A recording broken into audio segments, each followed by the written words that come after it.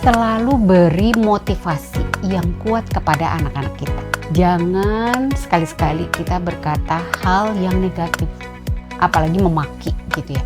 Karena itu akan mempengaruhi rasa dalam diri. Kunci kepercayaan diri itu apa? Banyak berlatih, kemudian harus menekan rasa insecure tadi dalam diri, terutama kalau perempuan nih. Jangan biarkan menikah itu menghalangi cita-citamu. Justru dengan menikah itu semua cita-citamu harus tetap tercapai. So you really enjoy your life? Really, very much.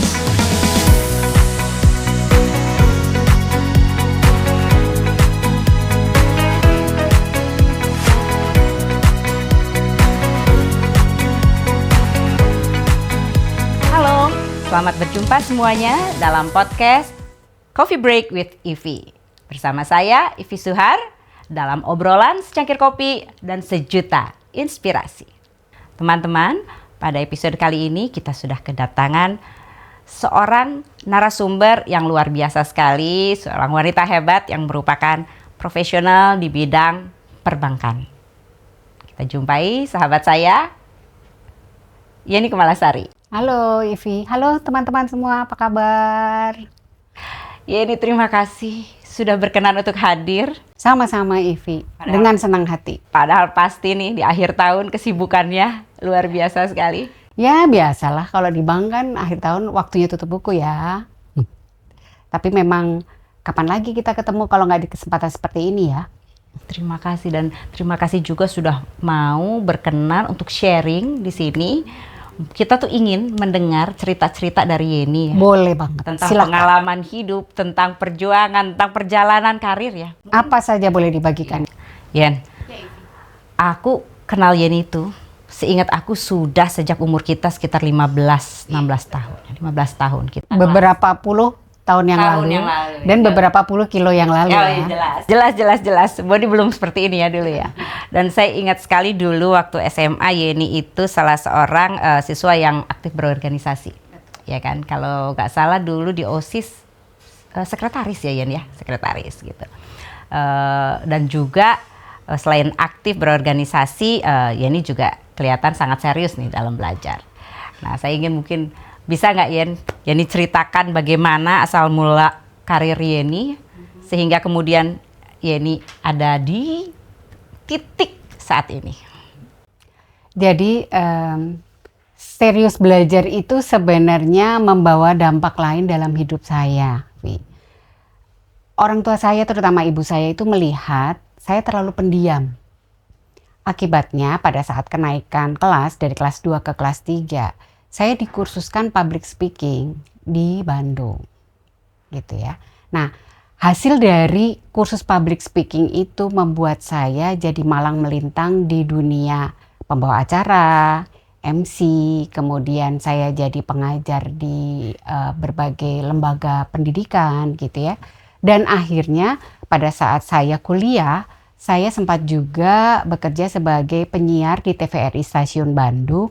Itu dari tahun 93 sampai tahun 97. Ingat dulu Yeni selalu muncul di TVRI Bandung, itu yang membacakan next acara ya. Kayak Desi Ratnasari tapi dia di TVRI Jakarta ya pusat ya. Ya ingat. Nah, itu sampai saya lulus kuliah. Jadi selama saya kuliah saya bekerja di TVRI Stasiun Bandung.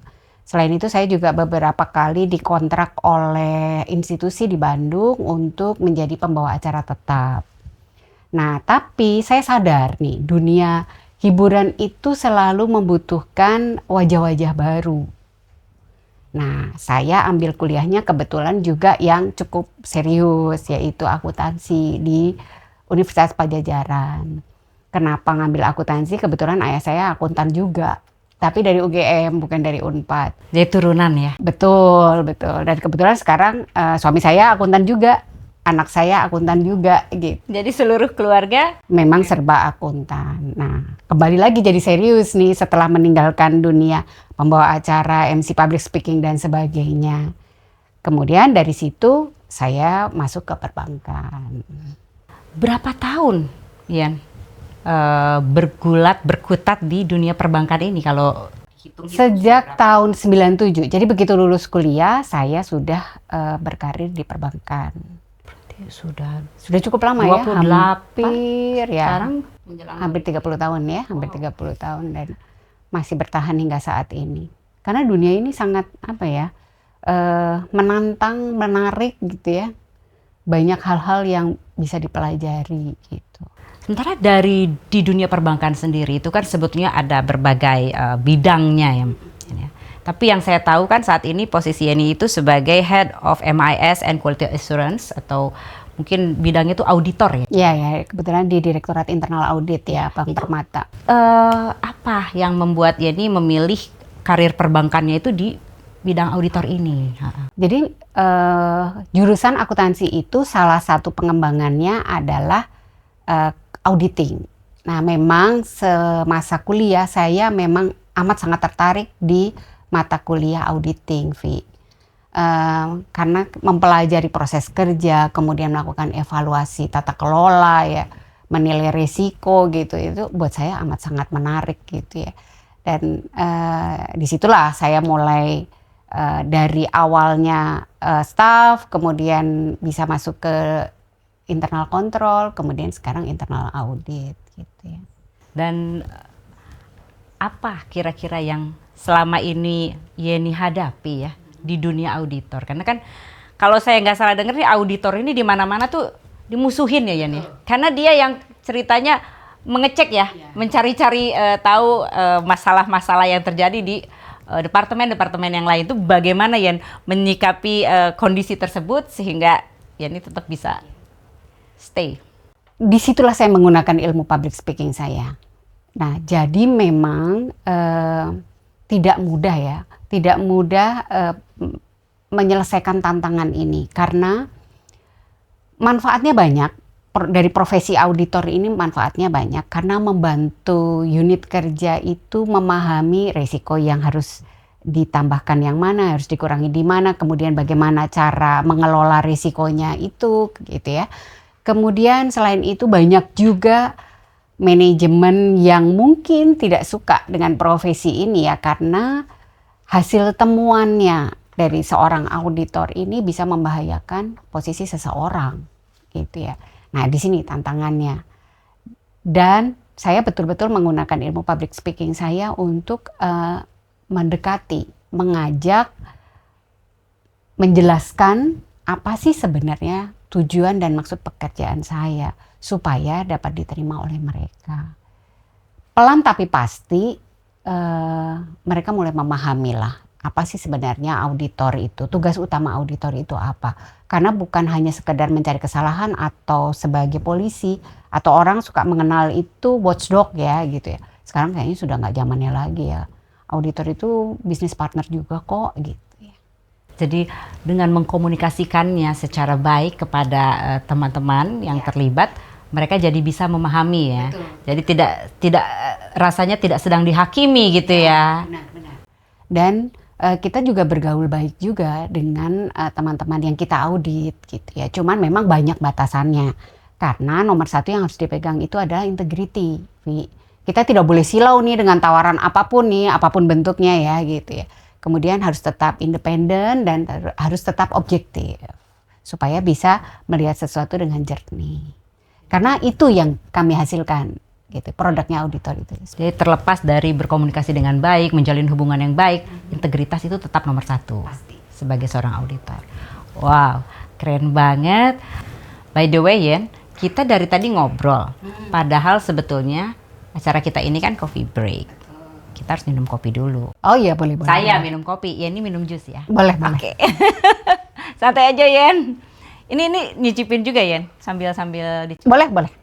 Saya yang masak. Bikin sendiri? Iya, pakai jempol. Soalnya zamannya udah berganti ya. Masak sekarang pakai jempol ya. Pakai jempol. Zaman dulu ya kita kalau masak rempong ya. Bener nggak sih? Belanja dulu, tepungnya dibeli dulu, telurnya dibeli, ya kan? Dikocok, terus kita pakai cari resep dulu kalau belum tahu ya. Kalau kan nanya mama ya kan? Kalau sekarang tinggal browsing ya.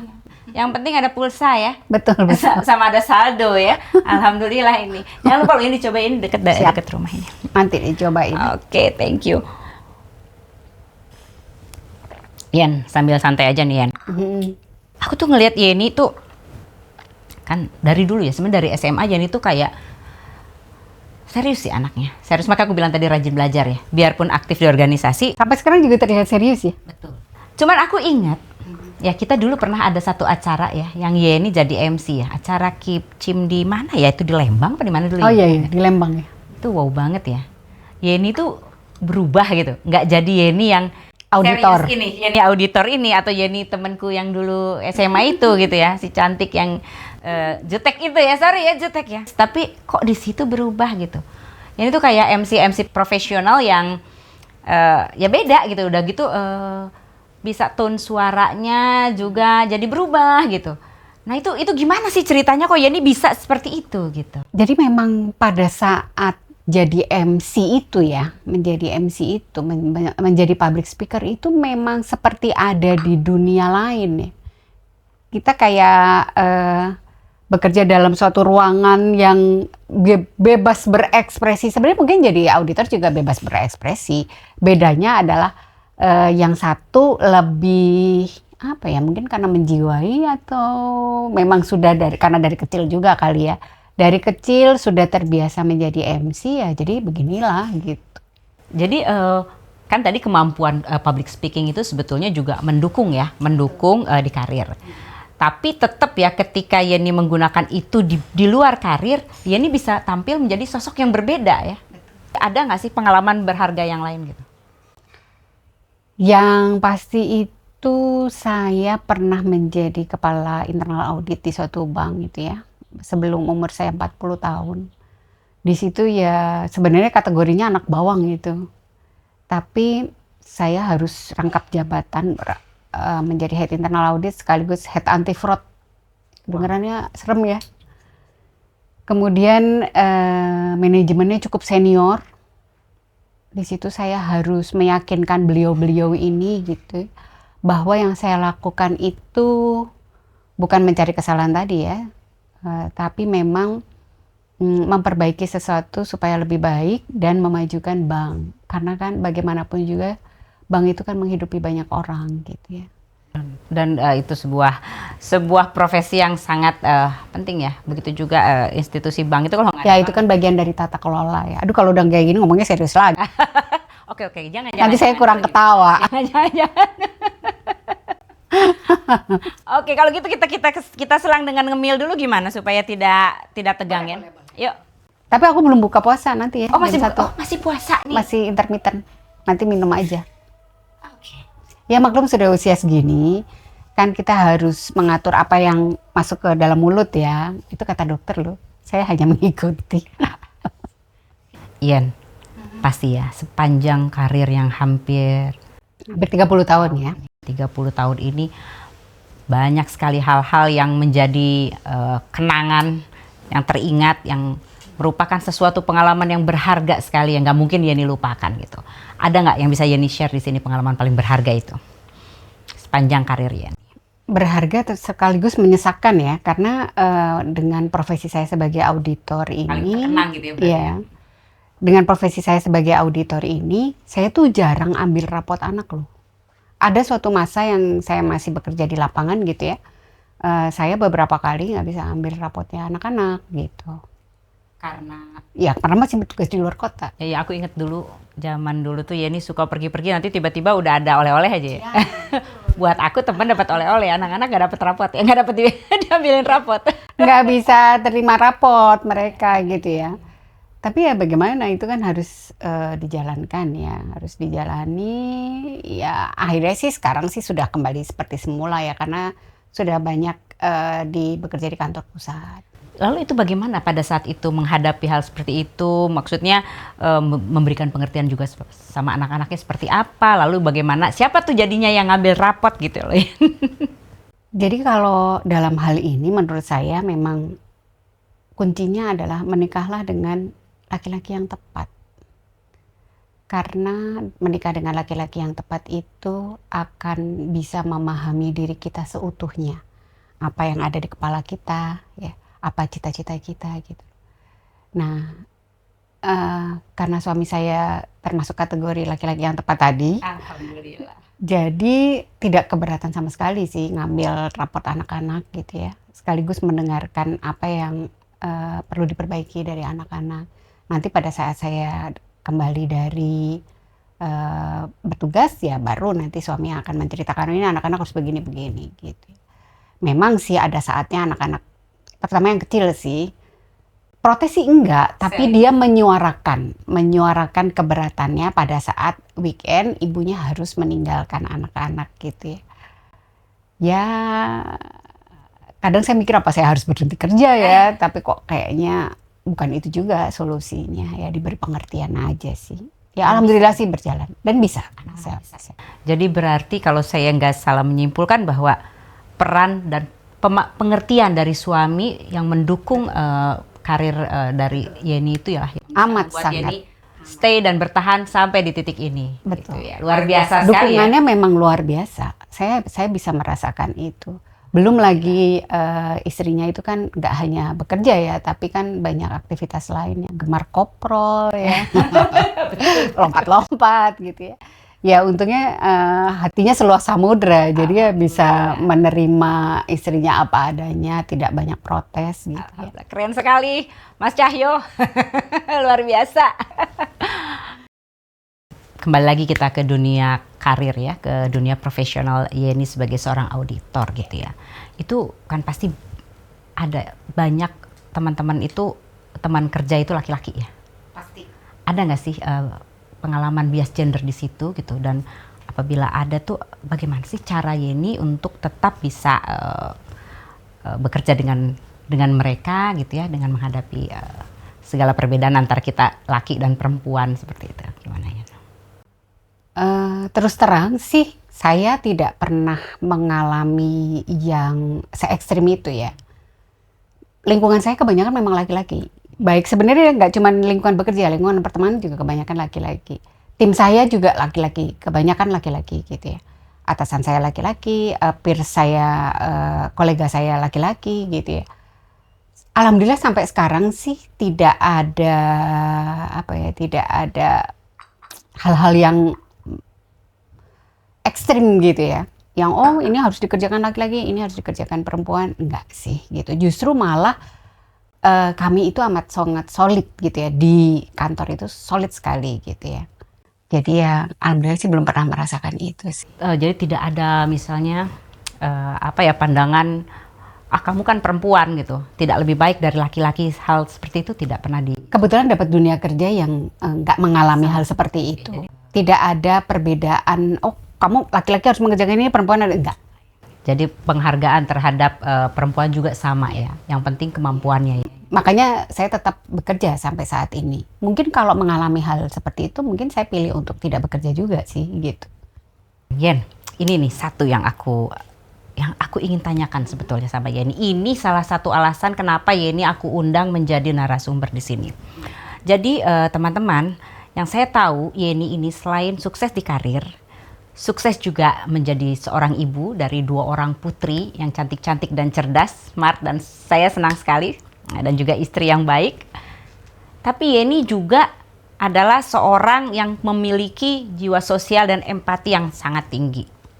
Nah Yen, itu gimana caranya Yeni bisa membagi diri Yeni ya untuk menjadi seorang wanita karir profesional yang sukses tapi juga keluarganya bisa berjalan, tapi Yeni tuh masih ada waktu yang tadi Yeni bilang koprol-koprol itu ya. Yeni tuh masih punya waktu buat ngurusin orang-orang yang membutuhkan, baik itu teman yang sakit, ada juga istrinya teman. Saya tuh jujur aku tuh melihat Yeni ini orang energinya dari mana gitu ya. Satu, energi yang saya tanyakan, energi dan bagaimana membagi waktunya. Kemudian yang kedua, apa yang mendasari Yeni mau melakukan itu, padahal kan udah banyak nih yang dikerjain ya, urusan kantor gitu luar biasa pasti. Urusan keluarga banyak loh orang-orang yang cuma salah satu aja udah menyerah gitu, tapi Yeni masih punya keinginan untuk beraktivitas di luar itu, yaitu di bidang sosial. Kalau menurut saya ya, Vi, selama ini ya, saya menjalani semua tuh mengalir aja apa adanya. Nggak kepikiran 24 jam tidak cukup. Oh, enggak seperti itu. Saya manusia biasa kok. Kalau capek ya tidur, udah gitu aja. Bahkan saya membatasi diri, tidur tuh jam 10 malam, bangun pas subuh. Udah, itu aja. Di antara waktu itu saya pergunakan dengan baik, ya memang pasti ada prioritasnya ya, pasti ada prioritas. Kuncinya tuh memang prioritas aja. Mungkin kalau saya bicara sama Ivi, sama teman-teman gitu ya, prioritas saya semua nomor satu. Semua nomor satu. Tapi saya berusaha nomor satunya itu satu yang mana dulu ya gitu. Dengan begitu kita juga enak menjalani semuanya dan bisa membantu semuanya tepat pada sasaran gitu ya. Jadi saatnya saya ngurusin suami, saatnya ngurusin anak, saatnya ngurusin teman gitu ya. Caranya sih seperti itu. Jadi saya biarkan mengalir, nggak perlu yang ngoyo-ngoyo banget juga gitu ya. Nggak perlu yang, wah saya harus ekstra jam lebih dari 20 menit. Kayaknya enggak sih, nggak seperti itu. Nggak harus seperti itu. Gitu. Dan apa yang mendasari Yeni punya jiwa sosial seperti itu ya? Gak banyak loh, maksud aku kita ya di usia kita yang sudah 50 ya Yeni, kan kita udah punya teman banyak nih gitu kan. Tapi yang jujur nih, yang punya jiwa sosial seperti Yeni yang betul-betul sangat perhatian, bahkan ke hal-hal yang detail yang mungkin buat orang lain tidak terfikir gitu, tapi Yeni lakukan itu untuk menolong teman, membantu teman, dan pure ya, nggak butuh ucapan terima kasih, nggak butuh exposure di mana-mana, you just do it gitu kan. Dan kita akhirnya tuh tahu karena orang lain yang cerita, karena orang yang bersangkutan cerita saya dibantu Yeni, itu menurut saya sangat touchy sekali gitu ya. Nah itu apa sih Yeni yang mendasari Yeni? Dan Yeni nggak melakukan ini untuk 1-2 orang ya, saya ingat gitu, saya tahu Yeni melakukan untuk banyak orang gitu. Itu apa yang mendasari Yeni bisa seperti itu? Yang pertama mungkin saya merasa saya tuh sudah banyak diberi kelebihan oleh Allah ya. Kenapa saya tidak melebarkan itu ke orang lain? Kenapa saya tidak membagikan berkah ke orang lain? Tentu saja dengan kemampuan yang saya punya. Kemudian yang kedua, saya berusaha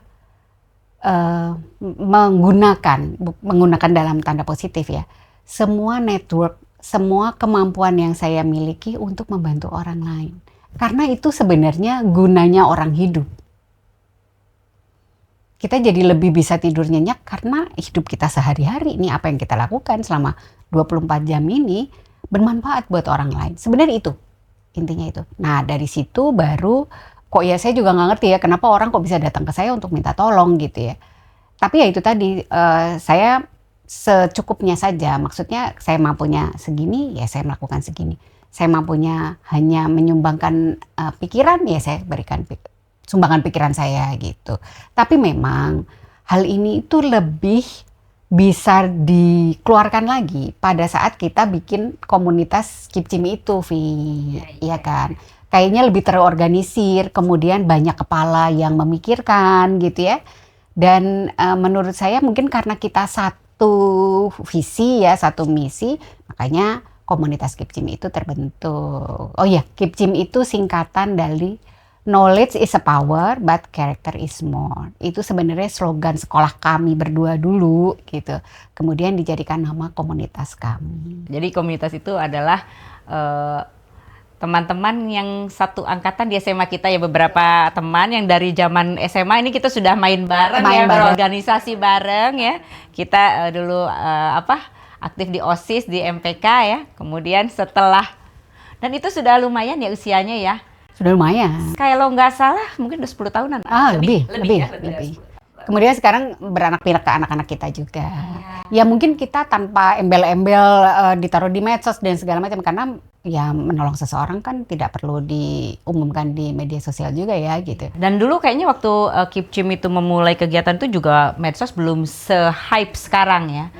Betul ya. Tapi mungkin saya rasa beberapa tahun terakhir ini kita semua didera kesibukan luar biasa ya. Sempat kurang nih, barangkali nanti ada nanti ya? Mungkin setelah kita pensiun ya. Mungkin akan lebih aktif lagi. Ya, walaupun sekarang kegiatannya lebih ke perorangan, tapi misi visinya tuh sama. Misi visinya sama. Tetap membantu orang supaya hidup kita lebih bermanfaat untuk orang lain. Yen, ini pertanyaan juga nih yang aku selalu lihat, ini ada dari di diri Yeni dari zaman kita SMA dulu ya. yaitu bagaimana sih tips membangun kepercayaan diri. Saya lihat Yeni ini orang yang sangat confident sekali gitu, dan saya rasa ini adalah suatu hal yang penting karena banyak orang-orang kita ini yang nggak pede ya. Padahal mungkin dia punya kapasitas, dia punya potensi, tapi karena dia tidak pede untuk menampilkan versi terbaik dari dirinya gitu, akhirnya semua itu tidak bisa tereksplor ya, tidak bisa terlihat oleh orang lain. Gimana sih Yen kuncinya untuk meningkatkan kepercayaan diri tersebut? Sebelum saya ngomong soal kunci, saya cerita suatu proses ya. Jadi saya dan suami saya itu melakukan suatu proses ke kedua anak saya. Kebetulan dua anak saya kan perempuan ya, Kevina dan Selin. Nah ini cara kami mendidik mereka itu adalah dengan melatih. Kami menempatkan diri sebagai pelatih dalam segala hal ya, terutama untuk pelajaran hidup, karena pelajaran hidup itu tidak ada di sekolah gitu ya. Nah setelah itu kami tes, maklum auditor ya, jadi ada testingnya gitu ya. Jadi anak-anak ini kami tes juga, jadi misalnya kami biarkan pergi sendiri tanpa kami keluar kota, itu kami tes. Setelah itu kami dengarkan mereka itu melakukan apa saja sih selama tidak bersama orang tuanya. Nah kalau memang ada yang hal-hal yang betul-betul melenceng, baru kita betulkan. Tapi kalau tidak, ya sudah, kita biarkan berjalan. Ya, Vi, jadi dari situ kami tahu bahwa anak-anak itu perlu dilatih. Nah, dengan dilatih itu, mereka akan tahu, oh ini tuh yang betul, ini tuh yang salah. Tapi memang perlu dikasih tahu juga, satu itu. Nah, saya kembali ke urusan kunci tadi ya. Kunci kepercayaan diri itu apa? Yang pertama memang banyak latihan. Latihan itu mencakup banyak hal. Bisa latihan bicara. Ini seperti ini latihan bicara di depan kamera ini, jadi otomatis nih kalau saya ngajar public speaking nih berhadapan dengan kamera kan. Jadi harus banyak berlatih. Itu satu. Yang kedua yang harus diyakini juga adalah mengurangi rasa insecure. Nah kadang gini ya, wah saya ini gemuk, saya ini tidak mampu ini, saya ini, nah itu harus ditekan serendah mungkin. Jadi kuncinya tadi ya, banyak berlatih, kemudian harus menekan rasa insecure tadi dalam diri, terutama kalau perempuan nih. Perempuan itu kadang, aduh saya ini nggak pas, angle-nya mesti begini, kemudian aduh saya gemuk, nggak pas. Nah, dan kita melebih-lebihkan itu sebetulnya kadang-kadang ya. Betul. Padahal sebenarnya banyak orang yang nggak peduli kok kamu gemuk, iya oke aja gitu ya. Kemudian yang ketiga adalah banyak belajar dari orang lain, banyak mendengarkan cerita-cerita orang lain. Nah dari situ akan lebih banyak lagi bekal kita menghadapi sesuatu gitu. Itu yang saya rasakan ya selama ini gitu. Mungkin kalau secara teori lebih cakep lagi ya. Oh ini harus begini. Tapi ya yang selama ini saya rasakan, kemudian saya praktekkan ke anak-anak saya nih, dua anak perempuan ini gitu. Jadi anak-anak itu diajarkan itu dengan mereka diterjunkan langsung gitu ya, melakukan itu. Jadi tidak cuman kata-kata mama begini, lalu mereka ikut, bukan ya, tapi mereka diberikan kesempatan untuk merasakan sendiri gitu ya, dan itu lebih efektif ternyata ya Yan ya. Seperti pengujian dalam proses auditor itu ya. Jadi di proses kerja auditor itu ada yang disebut pengujian. Nah di situ kita menguji suatu proses kerja, apakah yang dijelaskan oleh unit kerja itu sesuai dengan kenyataannya. Nah apabila tidak sesuai, ini apa yang harus diperbaiki. Ya ini sama saya terapkan juga di anak-anak. Ya walaupun mungkin mereka capek ya dengar kata-kata audit, resiko dan sebagainya gitu ya. Tapi alhamdulillah sih berjalan aja sih. Tapi berarti itu ada Yeni mengimplementasikan cara kerjanya seorang auditor dalam memanage anak-anak dan rumah tangga ya, dan ternyata itu applicable gitu. Betul. Nah, kunci yang keempat jangan lupa nih, ini yang paling besar. Selalu beri motivasi yang kuat kepada anak-anak kita, ke generasi penerus kita. Jangan sekali-sekali kita berkata hal yang negatif, apalagi memaki gitu ya. Karena itu akan mempengaruhi rasa dalam diri. Jadi biarpun salah, ya udah oke, ya udah nggak apa-apa. Sekarang kan seperti ini, nanti ke depannya ya gitu. Jadi gunakan kata-kata yang baik juga ya kepada anak-anak, tidak melukai mereka secara mental gitu ya. Nggak apa-apa sekarang salah, nanti berikutnya diperbaiki lagi, berikutnya akan begini, nggak apa-apa, jangan kesalahannya ditimpakan kepada anak kita langsung. Jadi misalnya, oh salah, harusnya nggak boleh begitu, jangan. Biarkan dia berpikir dulu, biarkan dia mengambil keputusan sendiri dulu. Nah di situ nanti itu rasa itu akan timbul dalam diri anak-anak. Jadi anak-anak sendiri juga dilatih untuk berpikir ya. Ya, karena kan kalau jujur aja nih kalau saya pribadi merasa didikan orang tua zaman dulu kan memang udah berbeda ya. Makanya produk anak-anak zaman kita di Gen apa ya? Gen X ya. Gen X ini kan beda sama millennials juga beda sama Gen Z beda lagi sama Gen Alpha gitu ya. Mungkin juga itu dari how the parent style-nya mendidik ya. Kalau kita dulu kan lebih cenderung orang tua itu strict, yuk begini. Satu arah ya, satu komunikasinya arah, satu terus arah. kita ngikut. Dan untuk di zaman kita itu works ya. Tapi kayaknya di zaman sekarang ke anak-anak kita yang Gen Sudah Z tidak applicable kok ya. nggak applicable karena bisa jadi malah mereka lari ya. Saya mengalami itu gitu. Akhirnya kita juga harus berdealing dengan cara kita sendiri gitu ya. Bener banget. Iya. Tapi memang ada saatnya juga kita satu arah, terutama yang berkaitan dengan yang pertama tentang sopan santun. Oh itu tidak bisa ditawar. Betul. Kemudian menghormati orang lain, menghargai perbedaan. Nah itu satu arah, harus.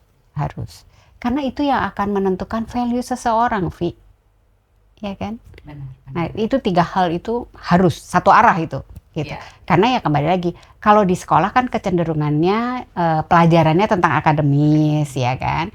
Nah dari orang tua ini pelajaran hidupnya gitu. Jadi kombinasi dua-duanya. Sementara gempuran dari media sosial, internet segala macam juga itu bisa membentuk value yang bisa jadi kurang tepat ya.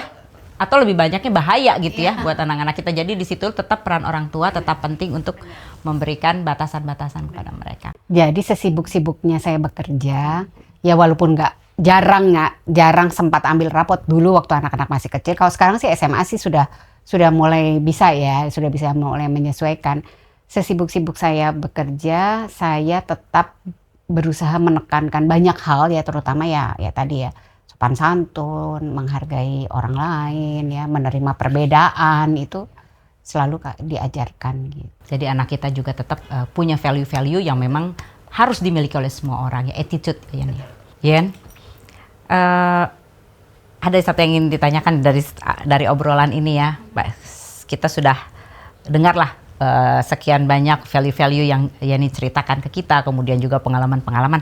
Dari semua itu Yen, ada nggak sih yang paling inspiratif menurut Yeni ya, sepanjang perjalanan hidup Yeni yang sudah sekian tahun ini dengan karir sekian tahun, berkeluarga sekian tahun ini, apa pengalaman inspiratif yang mungkin bisa di-share untuk teman-teman pemirsa kita?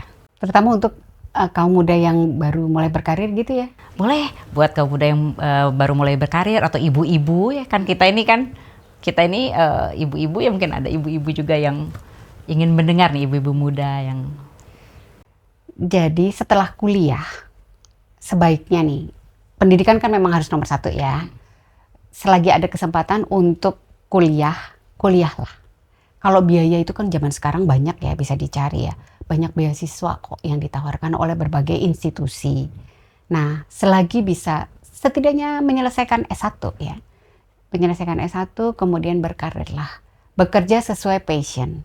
Jangan tidak bekerja. Kenapa? Karena ya balik lagi itu yang akan mensupport diri kita juga, meningkatkan kepercayaan diri, kemudian menambah value kita sebagai perempuan. Ya alhamdulillah sih sampai sekarang saya tidak pernah mendapat larangan dari suami untuk bekerja ya. Saya harus tetap berkarir di bidang profesional. Dan itu kembali lagi itu yang mendukung saya sampai di titik ini. Saya ingin hal ini juga dialami oleh teman-teman semua. Menikahlah, mencarilah laki-laki yang tepat. Karena laki-laki yang tepat tadi akan mendukung seluruh cita-cita kita. Walaupun sudah menikah, kita harus tetap berkembang ya, Vi. Harus tetap punya cita-cita. Karena kita akan membantu nih orang lain, ya kan? Supaya hidup kita lebih bermanfaat, gitu. Dan juga buat anak-anak ya, ibunya itu jadi role model ya. Saya ingat sekali waktu saya ketemu sama siapa, Selin dan Kevina, pas tanya, Mama mana? Mama lagi sibuk belajar. No wonder anak-anaknya juga rajin belajar karena ingat mamanya belajar ya, sertifikasi terus ya. Ya saat ini sampai nanti mungkin ya, saya memang sedang giat mencari sertifikasi. Ini kebetulan minggu depan juga mau ujian juga ya. Ya, moga-moga dengan ilmu yang saya dapatkan bisa bermanfaat untuk orang lain. Amin. Sertifikasi apa lagi nih? Saya lihat tuh di CV-nya Yeni sertifikasinya udah banyak banget. Iya nih anak-anak sampai protes, Mama banyak banget sih ininya sertifikasinya gitu. Tapi ternyata anak saya juga mengikuti. Ternyata ternyata sih Kak Kevina juga mengikuti jejak Iya. saya juga ya, pelan-pelan lah ya. Iya. Jadi itu tadi dari ilmu-ilmu tadi nggak mungkin kita belajar sesuatu nggak ada ilmunya. Nah ini kita nanti tinggal kita bagikan ke yang lain. Kita bagikan ke yang lain. Ini satu pertanyaan yang penting nih Yan ya. Sebetulnya apa sih nilai atau prinsip hidup yang Yeni pegang untuk menjadi panduan Yeni gitu dalam menjalani hidup ini? Yang pertama fokus pada tujuan. Abaikan bisik-bisik tetangga. Netizen julid. Saya yakin yang sibuk membicarakan kita di belakang, tempatnya memang di belakang kita, gitu ya. Tapi sibuklah bermanfaat untuk orang lain. Ini yang saya selalu tekankan ya dari tadi ya, sibuklah bermanfaat untuk orang lain. Dan ya itu tadi fokus pada tujuan. Abaikanlah yang gak penting-penting. Sekali-sekali kita gibah juga perlu nih. Karena kan sebenarnya kita gibah Ini ya. sih, tapi gibahnya Berfaedah. bermanfaat insya Allah. Sekali-sekali perlu gibah itu perlu, cuma ya jangan membicarakan kejelekan orang lain deh gitu ya. Dan kitanya juga tidak perlu baper ya kalau ada yang istilahnya netizen julid berbunyi, anjing menggonggong, kafilah berlalu. Justru baper itu harus dilihat dari sisi positifnya. Apakah memang betul masukan untuk kita? Ya kembali lagi dengan menambah value diri kita itu juga dari hasil baper itu, tapi dari sisi positif. Jadi kita mengambil itu sebagai kritik membangun. Betul. Yen, apa sih harapan dan pesan Yeni untuk perempuan Indonesia agar dapat semakin berdaya di dunia profesional? Harus banyak belajar. Kemudian harus mau maju. Jangan biarkan menikah itu menghalangi cita-citamu. Justru dengan menikah itu semua cita-citamu harus tetap tercapai. Karena itu akan membuat nggak cuma diri kita semakin baik, tapi negara ini juga semakin baik gitu. Jadi bisa membuat kita ini lebih bermanfaat lagi, lebih banyak lagi orang yang merasakan manfaat dari keberadaan kita di dunia ini. Tujuan kita di sini pasti juga ada manfaatnya. Nantinya kita tidak pernah tahu ya, Vi, akan berikutnya akan ada tawaran apa ya, berbicara dengan siapa gitu ya. Tapi saya yakin melalui podcast ini akan ada tujuan akhir yang baik juga untuk kita semua gitu. Luar biasa sekali ya ini. Terima kasih banyak Sama-sama. untuk sharingnya dari pagi sampai hampir menjelang sore ini ya. Kita itu kan betah ngobrol sebenarnya. Iya, biasanya kita kalau ngobrol 4 jam juga nggak kerasa ya. Nggak berasa sampai dijemput. Suami-suami menjemput ya, luar biasa sekali. Tapi kali ini obrolannya ini memang kita taruh di satu platform ini karena saya selama ini merasa obrolan-obrolan kita mungkin kalau didengar oleh teman-teman yang lain ada pelajaran yang bisa mereka ambil dan mudah-mudahan juga bisa memberikan manfaat dan motivasi buat teman-teman yang menonton podcast ini. Yen, terima kasih banyak ya. Ini aku izin membacakan sedikit highlight. Ini aku tulis supaya aku nggak miss ya dari apa yang Yeni sampaikan nih. Ada beberapa yang aku ingat penting nih, barangkali bisa dibaca dan bisa diadopt ya oleh teman-teman yang menonton acara kita ini. Yang itu yang pertama adalah kunci percaya diri. Ya, itu salah satu yang perlu dimiliki oleh siapapun yang ingin menjadi orang yang berguna ya, ingin berkarir, ingin melakukan apapun, itu dia harus punya rasa percaya diri. Nah, kunci percaya diri ini adalah harus sering berlatih. Rajin berlatih. Rajin berlatih, kemudian dengan dia rajin berlatih, dia akan memiliki bekal ya, bekal yang cukup berupa pengalaman, baik itu pengalaman dirinya sendiri maupun pengalaman dari orang lain yang dia adopt ya, yang dia terima sebagai sebuah contoh gitu ya Yen ya. Kemudian yang satu lagi, kunci dari berani mengambil keputusan ya. Saya lihat Yeni ya mungkin juga sebagai, makanya bisa berada di posisi seorang auditor ini kan adalah orang yang berani ya, berani mengambil keputusan, dan banyak orang yang ragu-ragu nih dalam mengambil keputusan. Nah, untuk bisa memiliki keberanian mengambil keputusan itu harus tadi mau belajar ya, mau belajar dari siapa saja ya, bukan hanya dari pengalamannya diri sendiri, tapi juga belajar dari pengalaman orang lain. Itu akan sangat berarti kepada diri kita untuk kita jadi punya pengetahuan dan kita akhirnya memiliki keberanian untuk mengambil keputusan. Dan satu yang terakhir nih, yang saya catat juga untuk bisa mencapai apa yang diinginkan itu harus fokus ya, fokus dan fokus untuk maju. Ya, betul. Jika bisa menggambarkan kehidupan Yeni dan karir Yeni sepanjang hidup Yeni dari dulu sampai sekarang, dalam satu kata atau beberapa kata, apa itu Yeni? Menyenangkan. Karena saya senang berada di, kalau lingkungan keluarga sudah pasti ya, lingkungan pertemanan dengan Ivi, setiap hari ketemu Ivi juga nggak bosen ya. Tapi di lingkungan kerja itu kadang-kadang kan ada saja yang mungkin bosan atau malas gitu ya, berlama-lama di kantor. Buat saya sesuatu hal yang menyenangkan. Karena kembali lagi, profesi ini bisa memberikan manfaat ke orang lain. Auditor itu tidak hanya mencari atau menampilkan suatu temuan, tetapi juga bisa memperbaiki proses kerja. Dan itu bisa memberikan masukan ke orang lain. Nah, dengan bermanfaat tadi ya, itu akan membuat hidup kita lebih menyenangkan. Makanya saya senang bekerja. So you really enjoy your life? Really. Very much. Thank you so much Yeni. Thank you so much buat semua yang sudah disampaikan dalam acara ini. Thank you so much juga buat waktunya. Terima kasih sama-sama. Di saat-saat yang genting menjelang closing ini Yeni masih berkenan untuk hadir dan betul. Mau sertifikasi pula ya? Mau sertifikasi pula ya. Memang sahabat yang luar biasa. Itu saya benar-benar saya mengundang Yeni ini betul-betul karena saya tahu siapa Yeni, saya tahu apa yang bisa Yeni sharing, dan saya sangat bergembira sekali Yeni menyambut gitu ya. Mudah-mudahan ini betul-betul bisa bermanfaat buat kita semua. Terima kasih Ivi. Terima kasih banyak. Sampai ketemu lagi teman-teman. Terima kasih banyak Yeni. Teman-teman, demikian obrolan kita pada episode ini. Jangan lupa nantikan obrolan hangat selanjutnya dalam Coffee Break with Ivi, secangkir kopi, segudang kisah, sejuta inspirasi. Sampai jumpa.